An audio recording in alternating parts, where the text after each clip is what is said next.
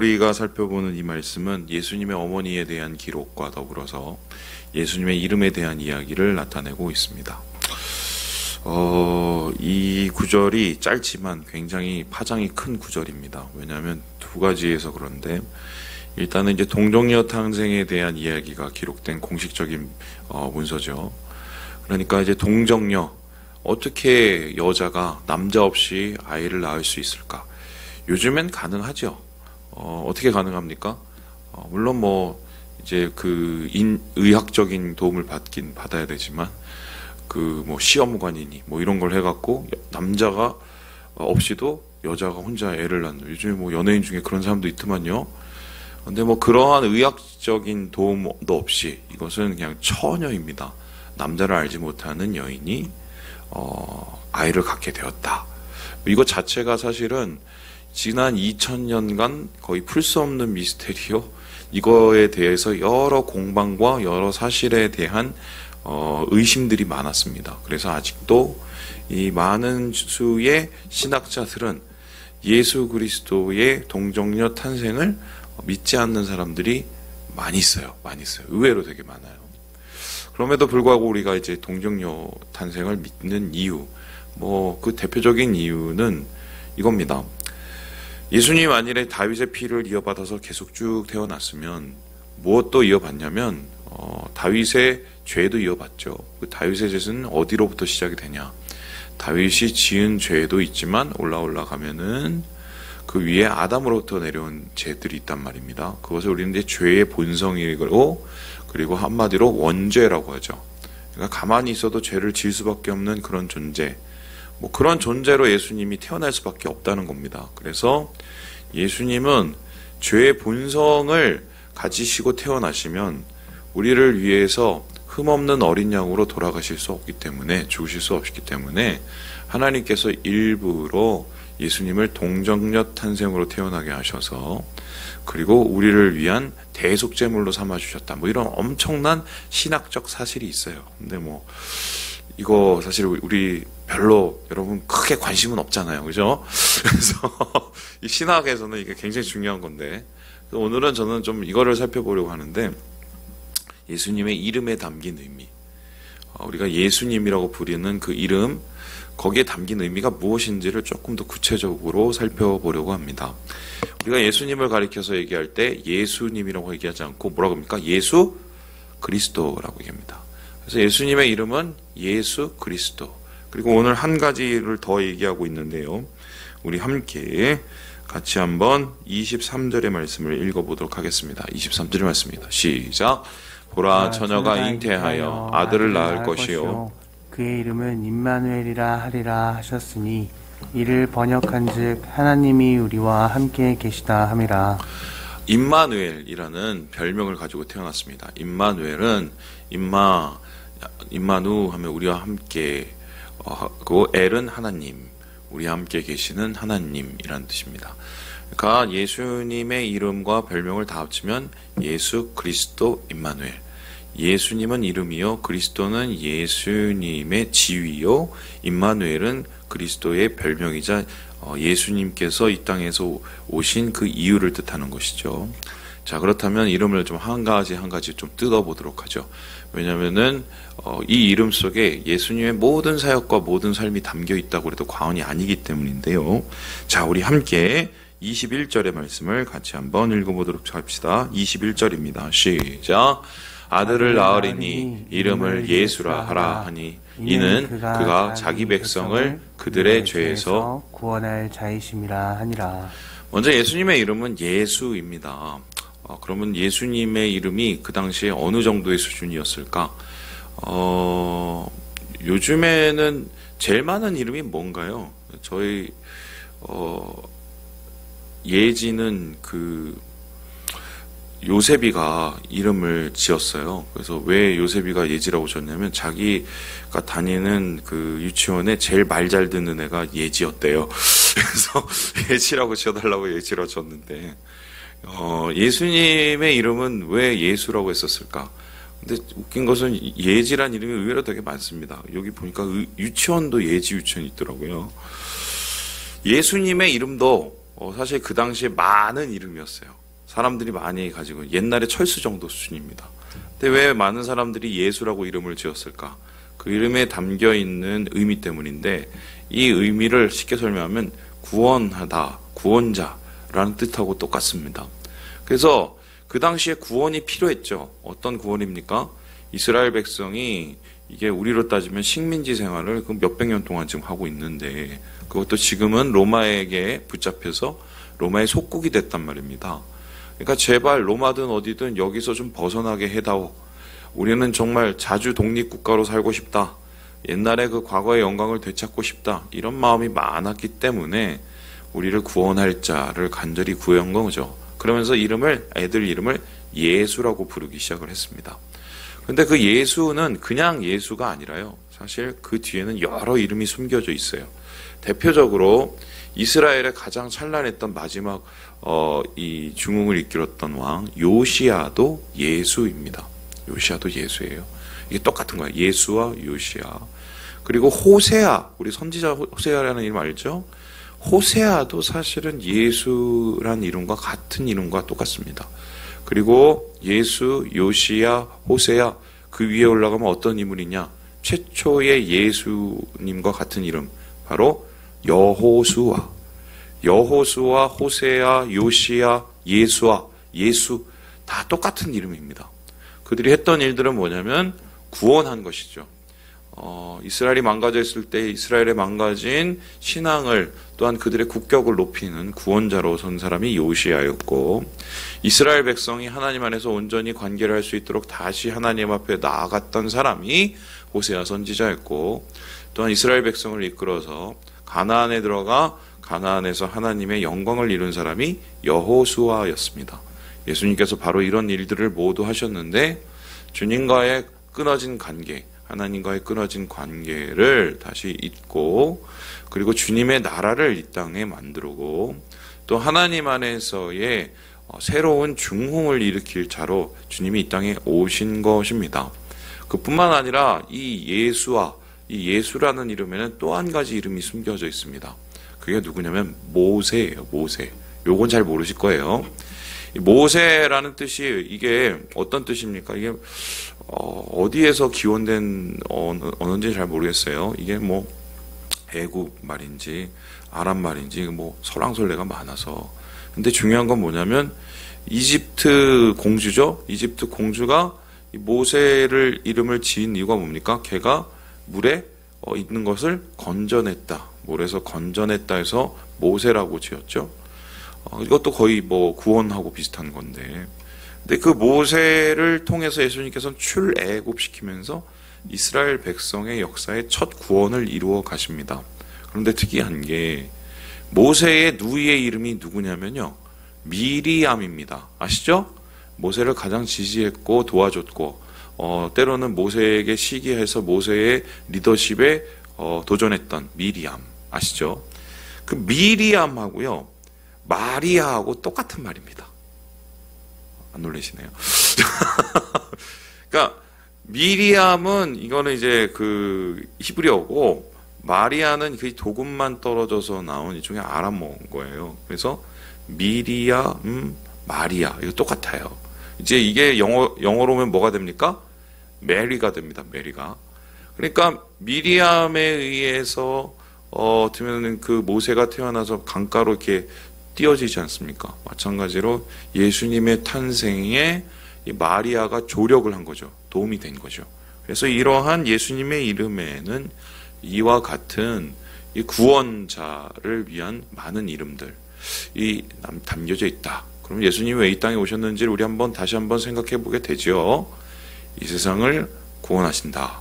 어디로부터 구원하십니까? 로마의 압제로부터 구원하십니까? 예수님께서 돌아가신 후에 로마는 존재했습니다. 진짜 구원하는 것은 우리를 죄에서, 죽음에서 구원하셨다. 여러분 아실 거예요. 괴롭히던 A라는 애가 이놈만 없어지면 살겠어. 이러고 나면 걔가 어떻게 다 없어집니다. 그럼 그 다음에 B라는 놈이 항상 나옵니다. 그죠? 그게 우리나라의 역사예요. 독재자 A가 죽고 나서 B라는 독재자가 나오고. 그래서 이제 독재자 끝난 줄 알았더니 또 다른 통치가 이루어져서 무슨 곤란이 오고 뭐 이런 게 닥쳐오는데, 결국 이런 사슬을 끊으려면 그 사람이 문제가 아니라 누굽니까? 이 사람을 뒤에서 조종하고 다스리는 것을 깨트려야 되죠. 그게 뭐죠? 죄요, 사망이죠. 그래서 예수님께서는 인류의 가장 고질적인 죽음의 뿌리인 죄를 다스리시기 위해서, 그것으로부터 우리를 구원하시기 위해서 이 세상에 오신 것이다. 그래서 예수 배웠어요. 예수, 호세아, 요시야, 여호수아, 모세, 여기까지 기억을 하시면 되겠어요. 두 번째는 예수님의 이름을 우리는 그리스도라고 이야기를 합니다. 우리가 왜 예수님의 이름을 그리스도라고 얘기를 할까요? 여기도 좀 이해가 필요한데, 그리스도, 이건 우리나라 말이지만 번역을 했지만 이거의 원어는 크리스토스입니다. 이건 뭐냐면 기름 부음을 받은 자입니다. 이거는 이제 헬라어죠. 크리스토스. 근데 이 그리스토스의 아람어 혹은 뭐 이 예수님 시대의 언어가 뭐냐면요, 메시아였어요. 메시아. 그 메시아는 무엇인가? 이거는 뭐 여러 가지 뜻이 있지만 이것도 뭐 기름 부음 받은 자로 쓸 수 있는데, 예수님 시대의 메시아라는 것은, 기름 부음을 받는다는 것은 특별히 세 사람을 의미했습니다. 첫 번째는 뭐냐면 다스리는 왕. 왕으로 세워질 때 하나님께서 선지자를 통해서 그 머리에 향유를 붓습니다. 머리에서 발끝까지 떨어지게 하죠. 하나님이 기름 부으심이 내려오는 거예요. 그 다음에 두 번째로 누가 있었습니까? 선지자. 하나님께서 선지자를 세우실 때도 머리에 기름을 바르셨어요. 기름을 부으셨죠. 그리고 세 번째는 누굽니까? 제사장. 하나님께서 특별히 대제사장을 세우실 때 아론의 머리부터 발끝까지 그 하나님의 거룩한 기름이 흘러내리게 하셨습니다. 그래서 이 기름 부음을 받는 자라는 뜻은 무엇입니까? 하나님이 선택하신 자고 그를 통하여서 하나님이 사용하시고 쓰시는 자입니다. 그럼 어떻게 사용하셨나요? 왕으로서 하나님을 대신하여서 다스리는 자로 사용하셨고, 또 하나님께 나아가는 제사를 드리는 자로 사용하셨고, 하나님을 대신하여서 백성들에게 주의 말씀을 말하는 선지자로 삼으셨어요.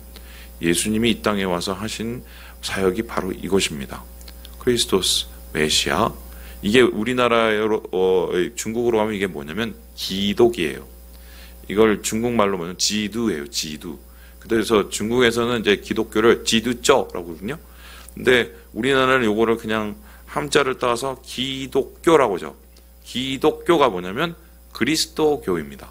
그래서 예수, 뭐 예수교, 뭐 이렇게 예수 대한 예수교 장로회 이런 게도 하지만 뭐 기독 뭐 성공회 이렇게 하면 그리스도교 성공회 이런 거하고 똑같은 거예요. 그래서 그리스도라는 이름 안에는 예수님이 이 땅에 와서 어떤 사역을 하셨는지를 보게 되지요.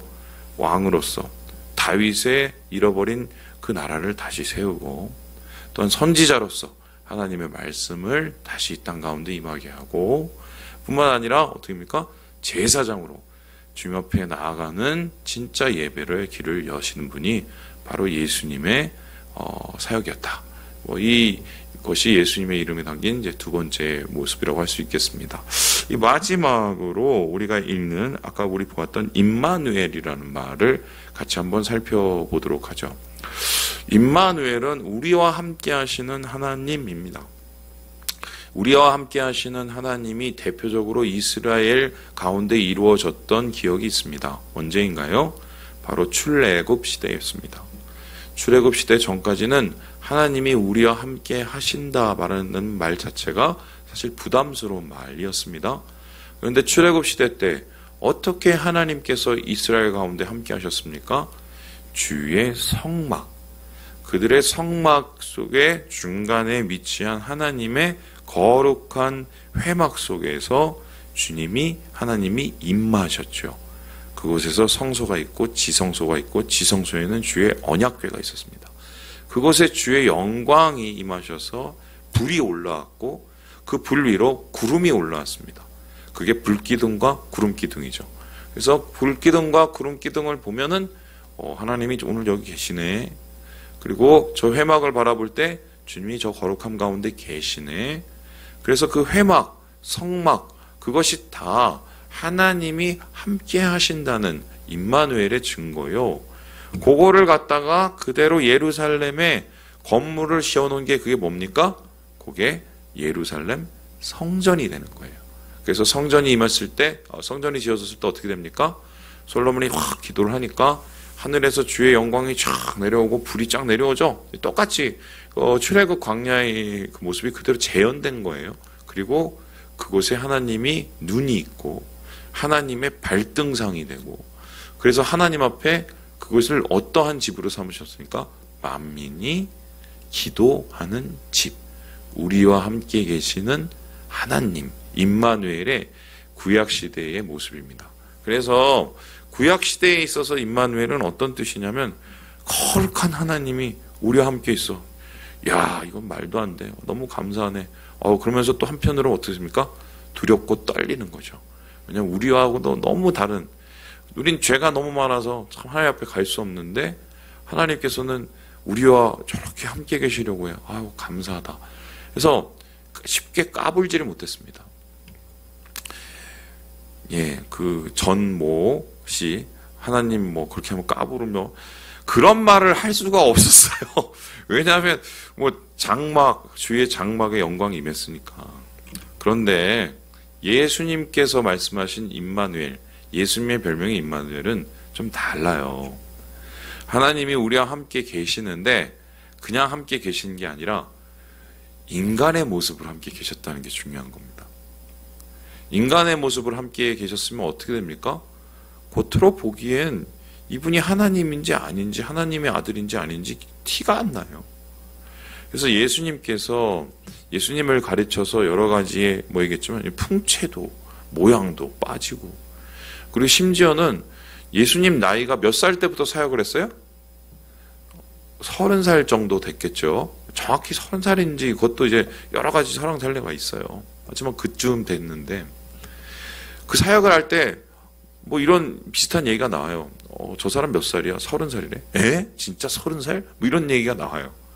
그럼 그 소리는 뭡니까? 예수님이 고생을 많이 하셔서 좀 죄송한 말씀이 예수님한테 겉늙으신 거예요. 고생을 많이 하신 거죠. 그러면 우리가 생각할 때 구약시대의 임마누엘이시면 대단하시고 거룩하시고 우리와 뭔가 다르시고 영광 중에 임하신, 그런데 예수님의 모습은 그거하고 너무 거리감이 많이 있죠. 그래서 사람들이 예수님의 기적을 보면서도 예수님 앞에서 자꾸 다른 생각을 가졌던 이유가 뭐냐면 겉으로 보기엔 똑같으니까 그런 겁니다. 네. 자, 그러면은 질문을 한번 해봅니다. 왜 예수님께서는 그러면 그렇게 임하시고 그렇게 우리 가운데 계셨을까? 아니 다른 방법도 있지 않을까요? 뭐 예를 들어서 이런 겁니다. 막 하늘에서 막 백마를 타고 쫙 내려오신다던가, 막 아니면은 요즘에 뭐 얼마나 많아요. 막 뭐 드론 타고 막 이렇게 쫙 내려오신, 뭐 여러 가지 많잖아요. 아니면 그것도 왕궁에서 막 태어날 때 뭐 알을 깨고 태어나신다든 뭐 이런 거 여러 가지 있는데 그런 거 안 하셨어요. 그리고 베들레헴이라는 작은 마을에 마구간에서 태어나셨단 말이에요. 그리고 자라나신 것도 나사렛에서, 그 나사렛 완전 촌동네거든요. 왜 예수님께서 그렇게 우리와 함께 하셨지? 여기에 이것을 설명해 줄 수 있는 한 단어가 있는데 영어로는 인카네이션이라고 하고, 그것을 우리 성경에서는 뭐라고 얘기하냐면 성육신이라고 합니다. 하나님이, 거룩한 하나님이 인간이 되셨다. 육신의 모습이 되셨다. 왜 하나님께서 육신의 모습을 가지고 우리 가운데 있었습니까? 우리와 똑같이 고통을 당하시고 시험을 당하시고 또 시험을 이겨내시고 우리와 똑같이 약함을 경험하시고, 그러한 우리와 똑같은 그 공간과 시간에서 예수님이 그 모든 것을 견뎌내셨기 때문에 구원자로서의 자격이 있는 겁니다. 예를 들어서 이런 거죠. 야, 너희네 고생하지, 내가 너희들 건져줄게. 그래서 이렇게 한번 뚝뚝 했어요. 이건 뭡니까? 인형 뽑기죠. 이런 거 예수님께서 안 하셨던 거예요. 어떡합니까? 스스로 이 땅에 오셔서 함께 같이 굴르시면서 거기서 구원의 길을 여셨어요. 그러니까 어떻게 해요? 우리도 예수님처럼 와, 예수님이 저 길을 여셨으니 우리도 저렇게 살아야 되겠네. 저 길로 우리가 가서 구원을 문으로 들어가야겠네. 공감하게 되는 거죠. 우리가 주님을 감사하게 되는 거죠. 그래서 이 임마누엘이라는 말에는 주님의 겸손하심과 우리를 향한 극진한 사랑, 그리고 구원 속에 담겨있는 하나님의 놀라운 은혜의 이야기가 담겨져 있는 것이다. 예, 오늘 크게 세 가지의 이름을 보았습니다. 예, 이게 참 어려운 얘기인데 어려운 걸 너무 쉽게 얘기한 것 같아요. 근데 원래 쉬운 건 아니에요. 되게 어려운 거예요. 예, 세 가지 얘기했어요. 예수, 그리스도, 임마누엘. 여러분 기억하시고, 임마누엘로 오신 예수님, 우리의 왕으로 오신 예수님, 우리의 구원자로 오신 예수님을 오늘 묵상하시며 하나님의 은혜를 누리시는 하루 되시길 주님의 이름으로 축원합니다.